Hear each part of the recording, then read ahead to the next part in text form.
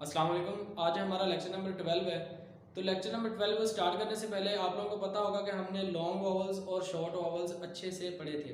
तो आज हमने पढ़नी है डिफ्थोंग्स। डिफ्थोंग्स क्या होता है कि एक ही रुकन में अगर बैक वक्त दो वॉवल्स की आवाज़ें आ रही हों हम उसे डिफ्थोंग्स कहते हैं। तो इसे हम पढ़ते हैं, जैसे जैसे हम पढ़ेंगे इसकी प्रैक्टिस करेंगे तो इंशाल्लाह ये भी वॉवल्स की तरह आपको अच्छे से समझ आ जाएगी। तो जैसे वो लॉन्ग वॉवल्स को याद करने के लिए हमने पा में वही ऑल गो टू का सेंटेंस बनाया था, ठीक है। इसी तरह से सिमिलरली हमने इसका आई नाउ एंजॉय म्यूजिक, आई या आई कह लें, I now enjoy music. Basically हमने इसमें से आवाज़ें क्या याद करनी है, ये मैंने उसे सेपरेट में उर्दू में भी लिख दिया है कि आई, हमने इसमें आवाज़ को क्या याद करना है, आई को याद करना है। इसी तरह से हमने इसमें से याद करना है नाओ, आ ओ को याद करना है। नाओ में क्या याद करना है, एन को इग्नोर करके आ ओ को याद करना है। इसका मतलब आई आओ, ये दो आवाज़ें होगी। तीसरी आवाज़ हमारे पास होगा इंजॉय। तो हमने इंजॉय, हमने हमने ओ ओ ए की आवाज़ को याद करने के लिए इंजॉय को याद रखना है। जैसे ई एन की जो आवाज़ है इसे इग्नोर करें, हमारे पास आवाज़ क्या बचती है, ओए। तो तीन आवाज़ें होगी, आई आओ ओए। इसी तरह से music, music music, EU EU की आवाज़ को याद करने के लिए हमने म्यूजिक, ओके हो गया। एम की आवाज़ को आप इग्नोर करें, म्यू ईयू रह जाता है, तो ईयू की आवाज़ को हमने याद करना है। तो हमारे पास आवाज़ क्या रहती है, आई आओ ओए ईयू, आई आओ ओए ईयू, आई आओ एओ ओ सॉरी आई आओ ओए ईयू। मैं दो दफा क्यों बोल गया। तो देखें इस चीज़ों को, आवाज़ को हमने याद करना है, यही हमारे पास डिफ्थोंग्स है। तो इसका इस्तेमाल क्या होगा वो हम बाद में देखते हैं। पहले हम देखते हैं कि हमने आई की आवाज़ को कैसे जाहिर करना है। तो मैं इसे दोबारा आप लोगों को जो है वो लिख के दिखा देता हूँ। देखें हमारे पास ये आई होता है ना, इसको हमने ऐसे और ऊपर की जानब इसका मुंह बनाएंगे, ओके। तो ये आई होगा। इसी तरह से इसका मुंह अगर हम नीचे की तरफ बनाएंगे तो ये हमारे पास आओ की आवाज़ दे रहा होगा। आओ की आवाज़ के लिए हम ये यूज़ करेंगे। इस तरह से इंजॉय, ओए ओए, आई आओ ओए, ओए की आवाज़ के लिए हम इसका मुंह इस तरफ बनाएंगे, ओके हो गया। तो ईयू, ईयू की आवाज़ के लिए जो है,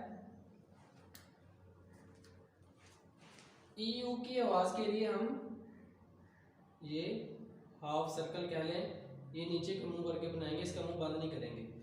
तो ये थी हमारे पास आई आओ ओए ईयू की आवाज़ें जिसे हम डिफ्थोंग्स कहते हैं। तो अब हम देखते हैं कि इसकी प्लेसेस कौन सी होती हैं। देखिए हमने लॉन्ग वॉवल्स पढ़े, हमने शॉर्ट वॉवल्स पढ़े।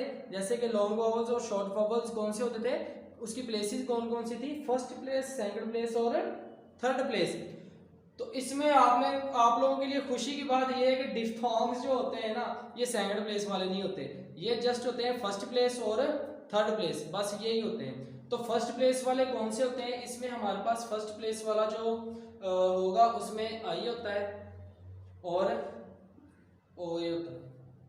ये हमारे पास दोनों क्या है, ये दोनों हमारे पास हैं फर्स्ट प्लेस। कैमरे में अगर नहीं आ रहा मैं यहाँ पे लिख देता हूँ, ये हमारे पास क्या है, फर्स्ट प्लेस है, ओके। आई ओ ए हमारे पास क्या है, फर्स्ट प्लेस है। इसी तरह से हमारे पास आओ, इसके नोट्स बनाएंगे ना जब आप कॉपी पे, तो इसके साथ लिख लेना। मैं आपको मिला के मैंने इसलिए दिखाया कि आपको याद रहे। ये आई और ओ ए दोनों क्या है, फर्स्ट प्लेस है। तो इस तरह से हमारे पास अब बचते हैं आ ओ ई यू। तो आओ के लिए हमने नो और ई यू के लिए हमने म्यूजिक है। तो ये दोनों हमारे पास क्या बनते हैं, थर्ड प्लेस बनते हैं। ये मैंने साथ पहले भी लिखा हुआ है। तो ये थी इनकी प्लेसेस। अब कौन सी हमने जो है कैसे फर्स्ट प्लेस वाले को, आई को कैसे किसी स्ट्रोक के साथ यूज करना है, किसको हमने आओ को कैसे हमने स्ट्रोक के साथ इसे यूज करना है विद इसके जो सिंबल है, हम जैसे डॉट से डैश से ज़ाहिर करते थे, इस तरह इसे भी इससे ज़ाहिर करते हैं। तो स्ट्रोक के साथ कैसे इस्तेमाल करेंगे। इसी तरह से हम जो है OA को जो है डिफ्थोंग, हम इसे स्ट्रोक के साथ कैसे यूज करेंगे।